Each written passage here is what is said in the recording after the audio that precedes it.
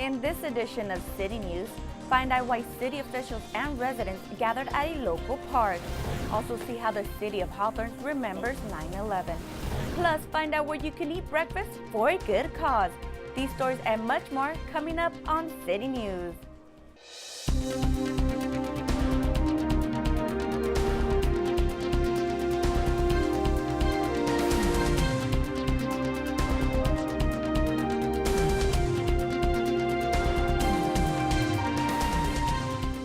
Hello and welcome to City News. I'm Jennifer Murillo. The city of Hawthorne held their 7th annual Good Neighbors Day event with a historical surprise this year. Tristan Davis has more on the story. Music, cars, food, and the highly anticipated reveal of the Hawthorne Historical Society's museum here at Jim Thorpe Park for their annual Good Neighbors Day event. The 7th annual event kicked off with some live music for locals to enjoy while the antique cars arrived and final touches were being added to the museum. It was just a labor of love, people showing up during the week to get things moved in, to set up the displays and get us back in business. The original museum was located at the old police station, which has since been knocked down for 2 new hotels being built this year. This prompted the search for a new space. It was a very tough process. First it was by City Hall, but I kept on fighting every meeting to get them over here, and working together with the city council and with city staff, we're finally able to find this spot. And this is great because we're going to be able to turn around Jim Thorpe Park as well. Present at the opening remarks were members of City Council, Police Chief Robert Fager, and staff for Senator Stephen Bradford. The Hawthorne Historical Society was presented with a certificate of recognition from the State of California Senate and a proclamation from the City Council. For me, this is a special treat because the way I look at it is, if you don't know what happened in the past through history, how do you know in which direction to go? Shortly after, the countdown began and the ribbon was cut, revealing the brand new Historical Society Museum. When I walked in here, I thought, oh, this looks so nice. This looks so inviting. I was very proud of the dedicated group of volunteers that helped me make this happen. You know, I was so happy for them because they can see the fruit of their labor. Alongside the reveal of the museum was the John Baker Memorial Car Show, where car collectors and enthusiasts alike came together to show off their vintage cars. The purple car next to me, he's my neighbor down the street, and we're both in a club called Star Car Central, which has movie cars in it. And other than that, you pretty well, when you do car shows like I do, it's a circuit type thing, and you'll meet the same people quite a bit. One of the groups at the park was the Hawthorne Community Emergency Response Team, there to teach important skills on how to keep residents and their homes safe. We also teach how to turn your utilities on and off so that you're prepared, whether it's a disaster or if you're having a problem at your house, how to turn your electricity back on and things like that. The Historical Society plans to rotate new items in the museum throughout the year. For HCTV, I'm Tristan Davis. If you'd like to check out the new Historical Society Museum, it is located at 14100 Prairie Avenue.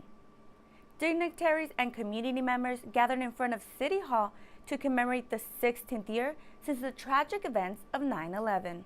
I want to thank everyone for being here today, a very important day, and at the same time special, because it was a day that we all came together and became stronger as a nation. We reminded ourselves, hey, we're all American, we're all the same. While the day was of remembrance, Hawthorne Police Chief Robert Fager asked the community to keep vigilant at all times.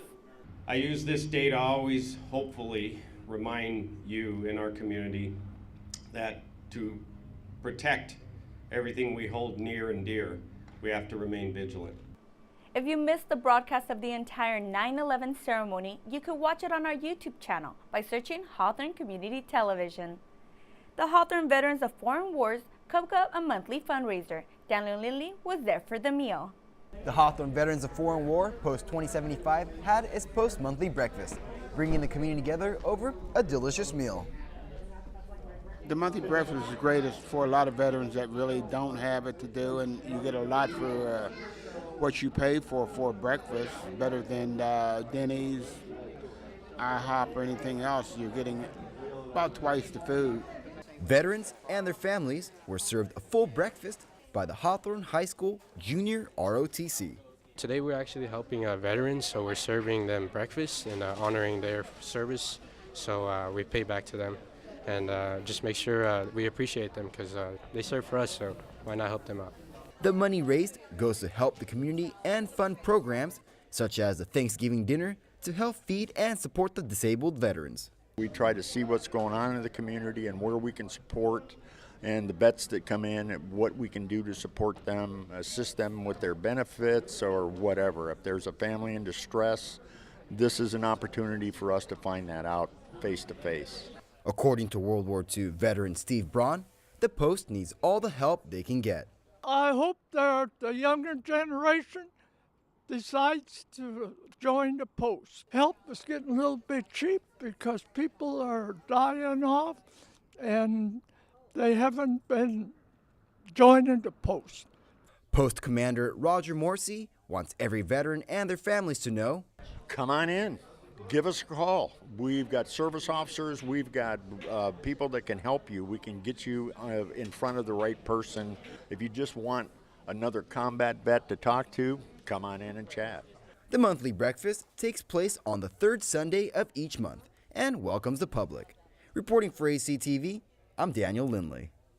For more information on the Veterans of Foreign Wars and the monthly breakfast, visit their website at www.vfw2075hawthorneca.org. Yasiel Pui's Wild Horse Children's Foundation and the Cuban Heritage Group joined forces to collect donations for hurricane relief. On September 10th, community volunteers gathered at Sociedad José Martí to accept donations of water, food, clothing, and many other necessary items needed for misplaced families and pets in Houston, Texas, and Florida. The outpour of contributions from the community filled a 53-foot trailer, and it took only a few days for it to reach the community in need. To learn more about the Yasiel Pui's Wild Horse Children's Foundation, go to their website at www.wildhorsefdn.org. Coming up next on City News, we'll show you why some student backpacks are going to be a lot lighter this year. Also see how one school is embracing the arts. There's more news ahead. We'll be right back. Welcome back. The Centinela Valley Union High School District is taking steps into a digital future. Brianna Greenup has the story. Textbooks, at least the paper kind, are becoming a thing of the past for Lawndale High School students. This year, freshmen have been issued Chromebooks instead. Started out with a vision several years ago with multiple individuals in the district to have every student have their own Chromebook or computer or some digital device that they could use at home.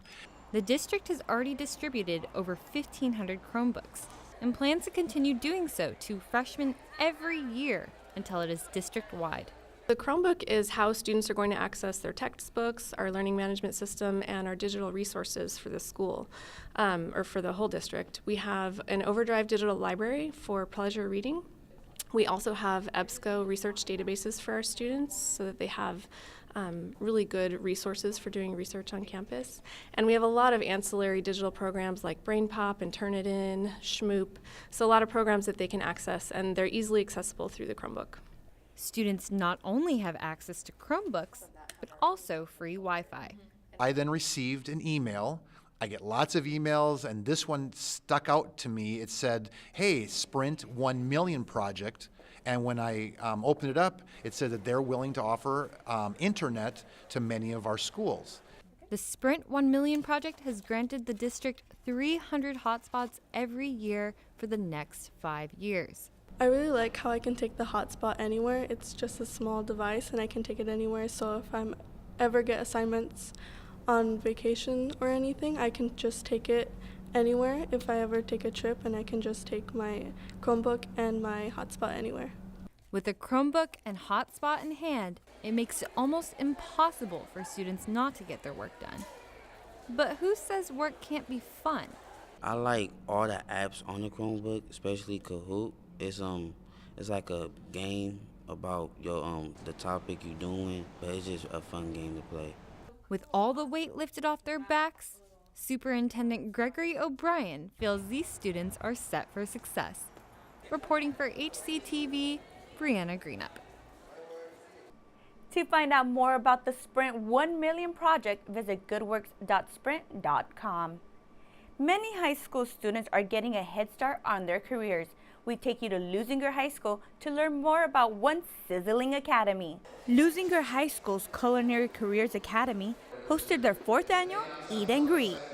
It's our opening event every year, and it's a chance for parents to come and get information about what the Academy offers, what our course sequence is, what the goals for students are when they graduate from the CCA from Leuzinger High School, and what opportunities they have to be able to actually experience working in the field of culinary arts. A group of students in the program also cooked up some food for those who attended could sample their work.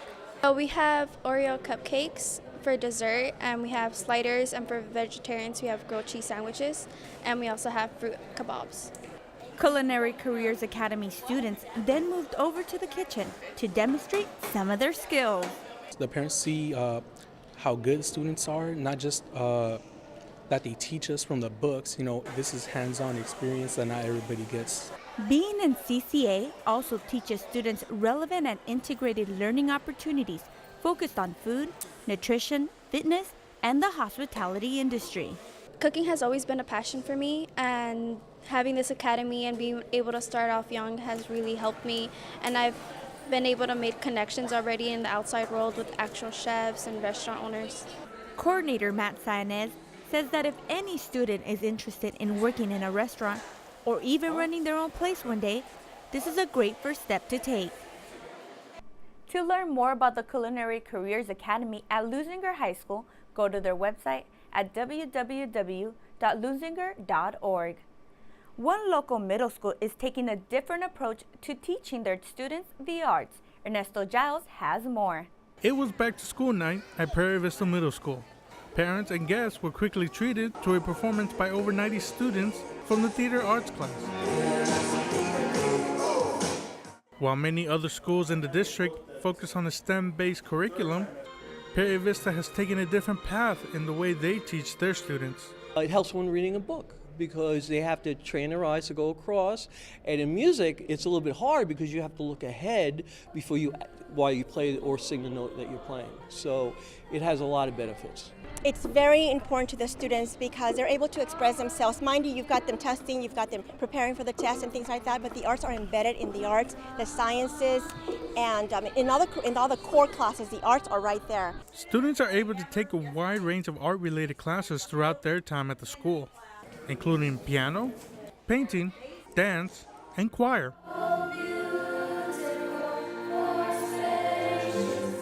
They have a lot of talent that isn't otherwise seen, even by their own families sometimes. They're very surprised at how much talent these kids have and how much joy they have with the arts programs.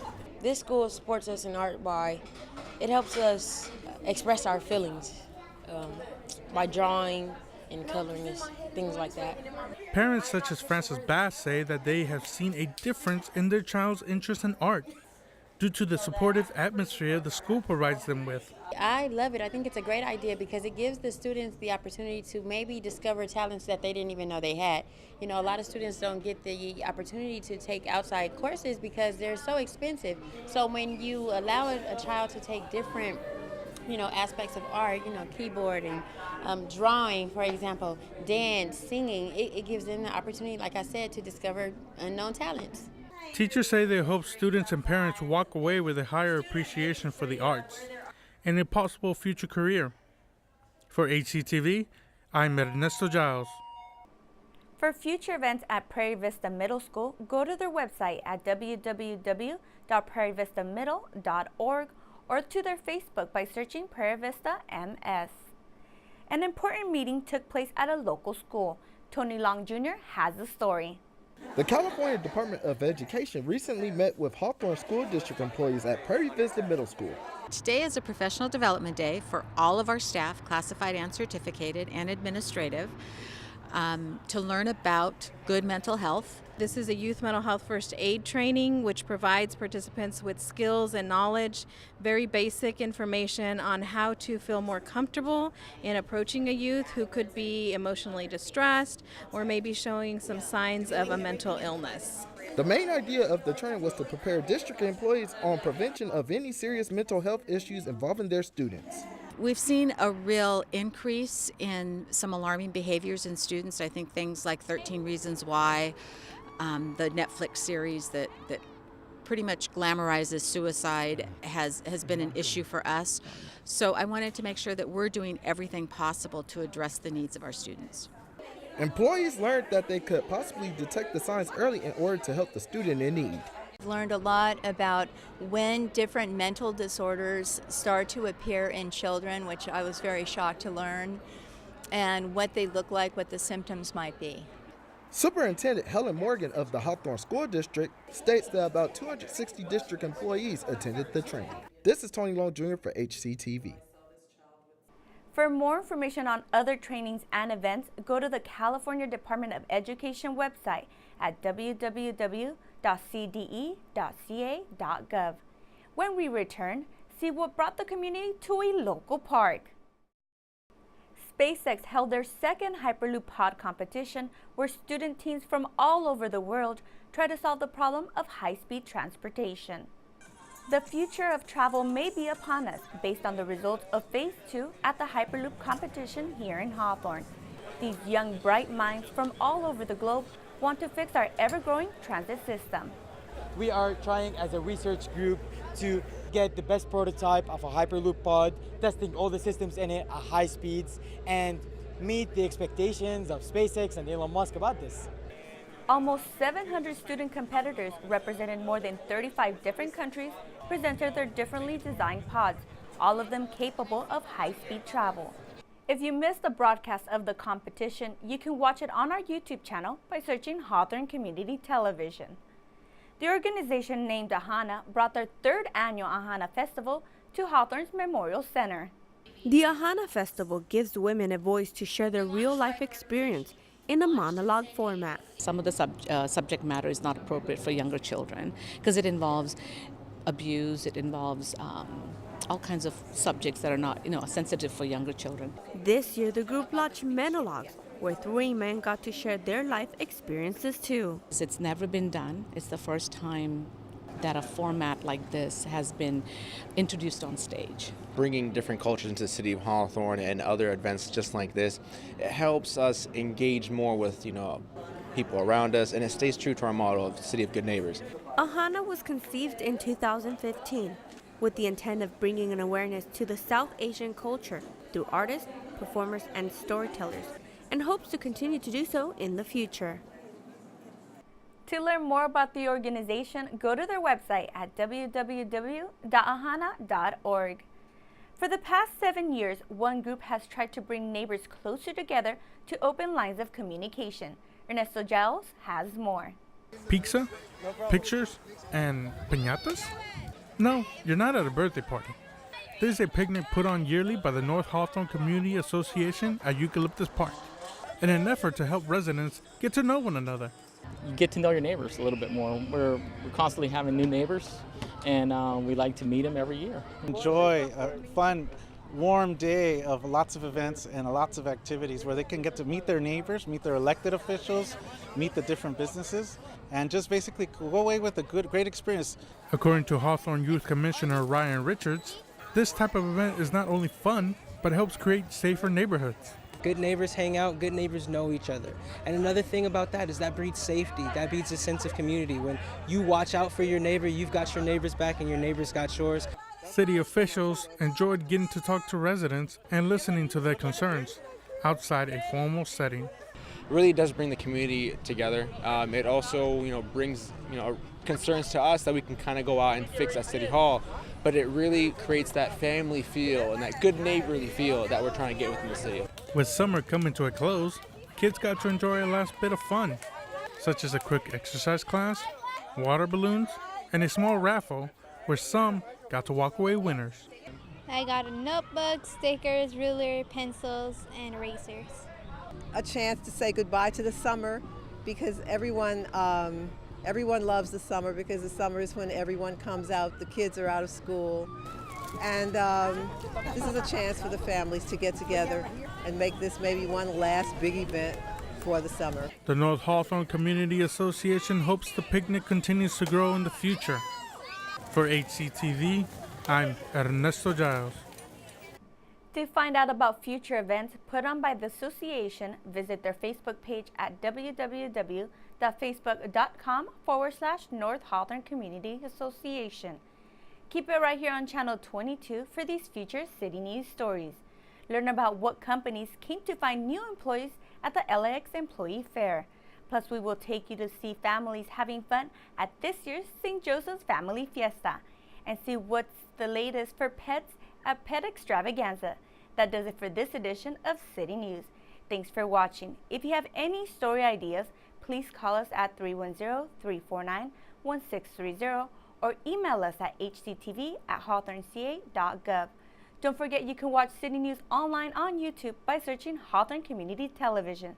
We'll leave you now with more footage from Good Neighbors Day. We'll see you next time.